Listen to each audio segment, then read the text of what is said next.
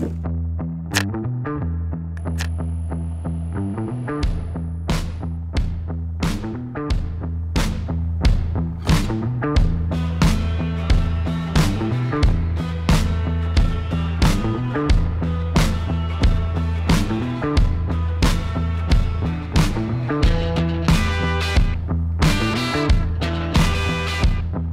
and welcome back to the channel. My name is Tom and some of you might know me as Bowl of Salmon on Instagram. In today's video we are having a closer look at a watch from a young Austrian brand called Sphaera. We are taking a closer look at the Epoch Sport Monochrome. Before we go any further, I would quickly want to say thanks to everyone watching my videos. Last month the channel reached 10,000 subscribers and it hit a magical number of 1 million views. Thank you for this. Knowing there is an audience makes it a hell of a lot more fun to make videos. Chances are you are not familiar with Sphaera, and I can't blame you. Sphaera was founded in 2023 by 3 watch enthusiasts called Martin, Daniel and Michael. With their headquarters based in Salzburg, surrounded by the Austrian Alps. Adventure and the mountains play a big part of the brand's DNA, and it immediately outlines what they set out to make, a durable and capable adventure watch. The first watch that they released already had a lot of that, but with the name Desk Diver, there was more than a wink to the diver's watches only being worn at the desk. I'm guilty of that too. First impressions are important, and the whole ethos of the brand also shows in the packaging. The Desk Diver had this fun unboxing where the watch was inside a tin can. The Epoch arrived in the studio with a packaging that had plenty of attention to details too. Magnetic flaps with a sketch outline of the mountains around Salzburg, a little pull-out drawer that gave me some Leica packaging vibes, and again a tin can with the watch inside. Unboxing is a lot of fun, but having the right looks definitely helps. This is just such a photogenic piece, and in some ways it reminds me on looking down on my wrist when I have my Seiko SPB on. It just looks good in any light. But maybe we should have a look at the specifications first. The Epoch Sports Monochrome has a diameter of 40.5mm with a lug-to-lug of 48mm. Including the domed sapphire box sapphire, the height is just 12mm. It takes 20mm straps, and this one will be able to rock a ton of strap options. The case is made out of 316L steel and bead blasted to make it even more durable. Bead blasting is a technique where the surface is blasted by particles, typically sand. Beside the benefits of durability and corrosion resistance, the result is a matte and non-reflective finish. The bezel is screwed down on the case with 8 functional screws and has a vertical brushed finish. On top we find a box sapphire crystal with anti-reflective coating on the inside.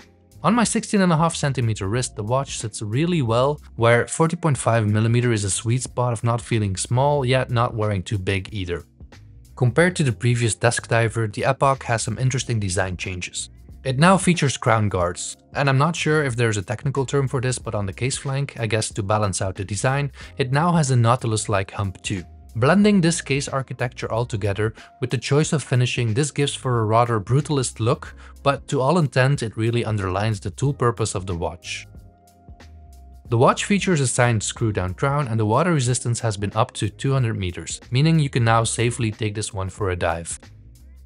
The Epoch has a velvet black sandwich dial, where the numerals and bullet-shaped indices have been cut out to expose the superluminova underneath, a lume that is more than capable and glows blue when it activates. At 12 o'clock we find the logo and brand name. Below the center of the dial there are 2 lines of text with the words Automatique and the depth rating. At the edge of the dial at 6, the words Made in Austria are there to remind everyone not all watches have to be made in Switzerland to be any good. All of this is printed on the dial with a color that matches with the white lume application. I met with the guys from the brand over beers in Geneva, and hearing them speak passionately about their product really made me understand their vision. All too often I'll refer to small brands as micro brands, and Sphaera would rather distantiate from such term. This isn't a hobbyist project where they will try to undercut the market by sourcing parts from everywhere. They went into this for the long run and see themselves as a local artisan community, where the combination of expertise, craftsmanship and watchmaking all comes together. The guys at Sphaera pride themselves in having a personal relationship with every supplier, and for the movement they hopped over the border and opted for the Swiss-made automatic STP-1-21. Employing standard movements ensures affordability without compromising on quality. Each movement they receive is quality checked and regulated by their in-house watchmaker before it gets sent out. The automatic movement has a 40-hour power reserve, features time hacking and hand widening, and it runs at 28,800 vibrations per hour. On the steel caseback held into place by another 8 screws, there is some fun details to be found there too. with the GPS coordinates leading to a hidden gold chest buried deep in the Australian Alps. I'm kidding, I'm sure it just leads to Salzburg. The watch comes on a Hirsch hybrid strap, which is a blend of a rubber core and a sailcloth fabric top. A good look for the watch and a nice wearing strap too, to be honest. But again, for me the strength in watch design is definitely showcased the versatility of being able to handle a bunch of different straps. And it does deliver in that department. You could totally dress it up or down. NATO straps are a brilliant match for it, and even pairing it with a good brown leather strap works really well.